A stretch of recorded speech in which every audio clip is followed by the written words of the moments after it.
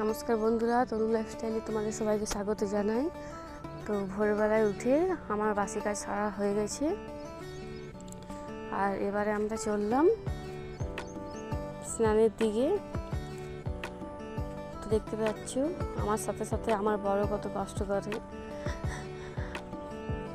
বলে না যে গরমের মধ্যে রাতে ঘুম হয় না, খুব গরম লাগে, আর বিশেষ করে ভোরবেলায় ঘুমটা ভালো হয় কারণ ঠান্ডা হয়ে যায়, তো তখন ঘুমটা পাই। কিন্তু আমার বর দেখো আমার জন্য কত কষ্ট করে, প্রতিদিন ভোরবেলায় উঠে যায়। তো দেখতে পাচ্ছ আমরা যাচ্ছি। এমনিতে একটু একটু অন্ধকার লাগছিল, কিন্তু ক্যামেরাতে তোমরা দেখতে পাচ্ছ যে আলো দেখা যাচ্ছে, কিন্তু না, অন্ধকার অন্ধকার ছিল একটু একটু, সামান্য অল্প। তো দেখতে পাচ্ছ আমরা চললাম, আর এই মাঠটা দেখতে পাচ্ছ, এখানে সবাই খেলাধুলা করে। বড়সড় যদি খেলা হয়, ক্রিকেট খেলা, ফুটবল খেলা, তাহলে হয় এখানে। তো দেখতে পাচ্ছ আমরা চলে এসেছি। এখানে আমরা স্নান করতে আসি প্রতিদিন। দেখতে পাচ্ছ এটা একটা খাদান ছিল, তো রাতারাতি বর্ষার সময় জল ঢুকে আর এই অবস্থা হয়ে গেছে, আর খাদানটা চলেনি। তো দেখতে পাচ্ছি এখানে ভীষণ গর্ত আছে এগুলোতে, আর আমার নামতে তো খুবই ভয় লাগে, তা বেশি দূর যাই না। এমনিতেও আমি সাঁতার জানি না, এমনকি ডুব দিতেও পারি না। মাথার বসার থাকলে মাথাটা নিচে দিকে করে ঘষে নিই, কিংবা মগে করে জল নিয়ে ঢালি। তো সবাই ওইটাই দেখে নিশ্চয়ই হয়তো মনে মনে বলে যে ডুব দিতে পারে না কিছু। তো দেখতেই পাচ্ছ আমরা বাড়িতে চলে এসেছি, আর ঘড়ির মধ্যে এখনও 2টো বাজতে 10 মিনিট বাকি। ঘড়িটা তো বলেইছি আগে যে খারাপ হয়ে গেছে, ভাবছি ঘড়িটা খুলে রেখে দেব, বন্ধ করে রাখতে নেই, তো ভুলেই যাচ্ছি প্রতিদিন। তো দেখতে পাচ্ছি এখানে আমি ক্যামেরা করতে শুরু করে দিয়েছি, আর আমার আজ বিছানা গোছানো হয়ে গেছে তাড়াতাড়ি।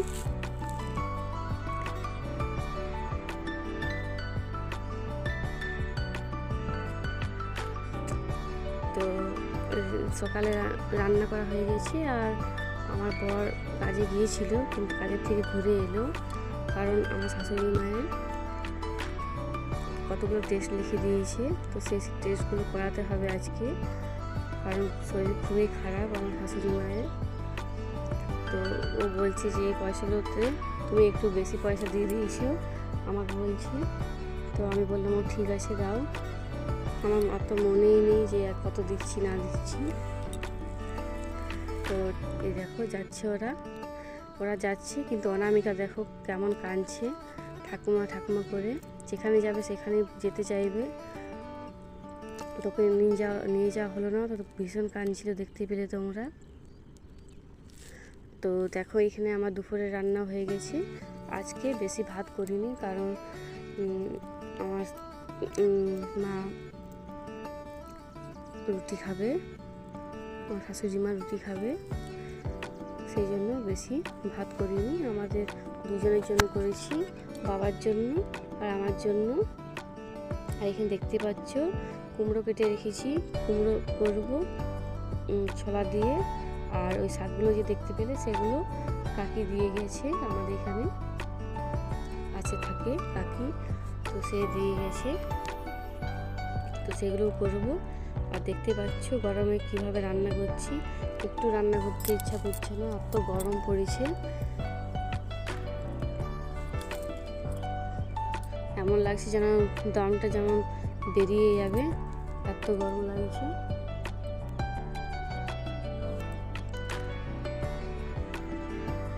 তো দেখতে পাচ্ছ আমার কুঁদরি ভাজা হয়ে গেছে। এবারে তরকারি করে নেব। কুমড়োর তরকারিটা একবারে ভেজে চাপিয়ে দিচ্ছি, ভেজে চাপিয়ে দিয়ে তারপর তাতে মশলা দিয়ে কষে তারপর জল দিয়ে দেবো, তাতে সিদ্ধ হয়ে যাবে। তো দেখতে পাচ্ছি এখানে একটু একটু করে করেছি, কারণ তরকারিটা আমরা 3 জন খাবো, আর আমার বর তো আসে না খেতে, আর একবারই আসে। তো দেখতে পাচ্ছি এই ছোলাগুলো হচ্ছে পরশু দিনের ছোলা। তো জল চেঞ্জ করে করে রেখে দিয়েছি, ভালো ছিল, তো সেইগুলো দিয়েই করছি। আর কথা বলতে বলতে দেখতে পাচ্ছি আমার গলাটা বসে যাচ্ছে, ঠান্ডা গরম লেগে যাচ্ছে, সেই জন্য। আর একদিকে চাপিয়ে দিয়েছি উনুনে, আর একদিকে আমি মশলাটা বেটে নেব। তো আমার মতন করে কে রান্না করো বলবে। আমি একদিকে রান্না করি আর একদিকে বাটি, তো এতে করে তাড়াতাড়ি করে রান্না হয়ে যায়। আর অনেকে করে কি যে আগে প্রথমে বেটে রাখে আর তারপরে বসাই, কিন্তু আমি একদিকে বানাই আর একদিকে রান্না করি, এরকম করে আমি করি। তো আমার তাড়াতাড়ি হয়ে যায়। তো বেশি মশলা দিইনি, একটু মশলা দিয়েছি, দেখতে পাচ্ছ। জিরে দিয়েছি, লঙ্কা আর আদা রসুন আর একটু সামান্য পেঁয়াজ, সেটা বেটে নিচ্ছি, দেখতে পাচ্ছ। আর এই গরমের মধ্যে মশলা বাটলে ভীষণ হাত জ্বালা করে। জানি না কাল থেকে কেন আমার পাটা জ্বালা করছে ভীষণ, মনে হয় মশলা বাটার জলটা ছিটকে গেছে পায়ের মধ্যে। তো এখনো পর্যন্ত জ্বালা করছে। আর চটিগুলো যে পড়ছি, চটিগুলো গরম হয়ে আছে বাইরের রোদের মধ্যে, চটিগুলো যখন পড়ছি তখন তো আরও ভীষণ জ্বালা করছে, দেখতে পাচ্ছ। তো এখানে আমার বাটা হয়ে গেছে। তো আমাকে একজন বলেছে যে তুমি কেন রান্না বান্না দেখাও না, রান্নাটা একবার শেয়ার করবে। সেই জন্য আমি রান্নাটা শেয়ার করে দিলাম আজকে। সব কিছু দেখানো অসম্ভব বন্ধুরা, একা হাতে কেউ যদি থাকে ক্যামেরা ধরার মতন তাহলে কোনো অসুবিধা হয় না, কিন্তু এই নিজে নিজে দেখতে পাচ্ছ আমি কী করে ক্যামেরা করব, নিজের দিকে কী করে দেখাবো। তো দেখতে পাচ্ছ এখানে আমি এখন কটা বাজে, এখন বাজে 1টা বাজে। তো আমার বরকে ফোন করেছিলাম যে তুমি খেতে আসবে না। তো বর বললো যে না আমি আসবো না। তো আমি বললাম তাহলে আমি খেয়ে নিচ্ছি। তো দেখতেই পাচ্ছি এখানে একাই বসে বসে আমি খাচ্ছি চিংড়ি ভাজা, শাক আর কুমড়োর ঝাল আর ডাল নিয়ে আমি ডাল খেতে ভালো লাগে না। তো তারপরে খাওয়া দাওয়া করে একটু রেস্ট নিয়েছিলাম, তারপরে উঠোন ঝাড় দিয়ে আর জল আনতে গিয়েছিলাম, ঠান্ডা জল। আর এসে পরে উনুনটা ধরিয়ে দিয়েছি, দেখতে পাচ্ছ।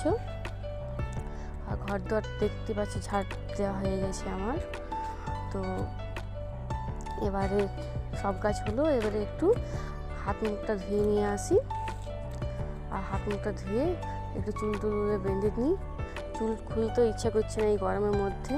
সেই সকালবেলায় মাথায় জল দিয়েছিলাম, তো চুলটা ভিজাই ছিল, খুলে যে শুকাবো সেও মানে গরমের জন্য পারেনি। তো দেখতেই পাচ্ছ ওর মা এখন উনুন ধরাচ্ছে, আর আমি আগে উনুন ধরিয়ে নিয়েছি, ধরছি আমার যতক্ষণ ততক্ষণ এটার সাথে একটু খেলা করি। তো দেখতে পাচ্ছ মানে আমি বলছি এটা খুলে দাও আমাকে, মুখে লাগাবো। তো আমি বললাম এগুলো লাগাতে নেই বাচ্চাদেরকে, তো কারো কথাই শোনে না। তো সেই জন্য ওকে দিয়ে দিলাম খুলে। আর বাচ্চারা কাঁদছে আমাকে দেখে, বলছে কলে নাও, ওর তো চলতে পারছে না ঠিক করে ইঞ্জেকশন নিয়ে। কাল তো সারা রাত ঘুমায়নি। আর দেখতে পাচ্ছ সকালে ওকে বরফ দেওয়া হয়েছে, যেখানে ইঞ্জেকশন দেওয়া হয়েছে সেখানে। তো একটু ঠিক আছে, তো চলতে পারছে না তাও। তো কলে নিলাম, তো হাসি দেখো কত সুন্দর। আর এই যে তোমরা কি কোনো দেখেছো ছাগল লড়াই? শুনেছো যে মোরগ লড়াই হয়, কিন্তু ছাগল লড়াই দেখেছো? প্রায় আধ ঘন্টার মতন এই ছাগল লড়াইটা চলেছে। তো তো ভাবলাম যে সবাই বলছে ক্যামেরা করে নাও, তো সেই জন্য দেখো ক্যামেরা করে নিয়েছি। দারুণ লাগছিল দেখতে, কিন্তু খারাপও লাগছিল যে ওরা গুঁতোগুতি করে সিংহের মধ্যে রক্ত বের হচ্ছিল। তো এগুলো কার বুঝতেও পারছিলাম না। তো আমার শাশুড়ি মায়ে বলছিল যে এগুলো কার, এগুলো নিয়ে যাও, যাদের ছিল তাদেরকে ডেকে দেয়, তারপরে তারা এসে পরে নিয়ে যায়। দেখতে পাচ্ছ কেমন লড়াই করছে, আর এত জোরে জোরে আওয়াজ উঠছিল কোনো বলার নেই। আর দেখছো একজন ভয়ে দৌড়ে আসছে, দারুণ দেখতে ভালো লাগছিল, খুব ভালো লাগছিল। আর এই যে দেখতে পাচ্ছ রাতের রান্না করছি, রুটি হয়ে গেছে, না রুটি হয়নি, এখন ভাত হয়ে গেছে। আর এই যে তরকারিটা হচ্ছে, ডিমের ঝোল ভাত করব,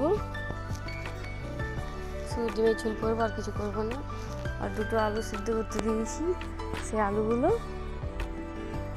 সেনে দেবো, মানে মেখে দেবো আলুগুলো আমার 3 জনের জন্য। তো দেখতে পাচ্ছ এখানে যে পাতলা পাতলা ঝোলেই করেছি, এত গরমের মধ্যে রিচ খাবার করিনি। তো এখন আটাটা মাখা হয়নি, তো আটাটা মেখে নেব তারপরে। তো এই যে দেখতে পাচ্ছ আমার রান্না কমপ্লিট হয়ে গেছে। আর এই যে রুটিগুলো সবকার লাস্টে করেছি। আর এই যে ভাত, আর এগুলো হচ্ছে দিনের ভাতগুলো দেখো এত কম রান্না করেছিলাম, তাতেও বেঁচে গেছি। তো ওই দিনের ভাতগুলোই আমি খাবো। আর এই যে গিমা শাক আর আলু সেদ্ধ হয়েছে, আর গিমা শাকগুলো করিনি, গিমা শাকগুলো বিকেলবেলা এনেছে বাবা, তো রাতের বেলায় করলাম না তেতোর জন্য, সকালে করবো, বাসি ভাতের সাথে খেয়ে যাবে ওরা। আর যে দেখতে পাচ্ছি আমরা বসে আছি, এখনও খাওয়া দাওয়া হয়নি। তো আমার মোবাইলটা আজকে পড়ে গেছে, আর মোবাইলের ওপরে ভেঙে গেছে, তো সেটাই বর নিয়ে যাবে। তো বলছে তুমি ক্যামেরাটা করে নাও, তোমার ভিডিও শেষ করে নাও, তারপর নিয়ে যাব। তো আমি বললাম হ্যাঁ দাঁড়াও, আর ক্যামেরাটা করে নিই, তারপর নিয়ে যাবে।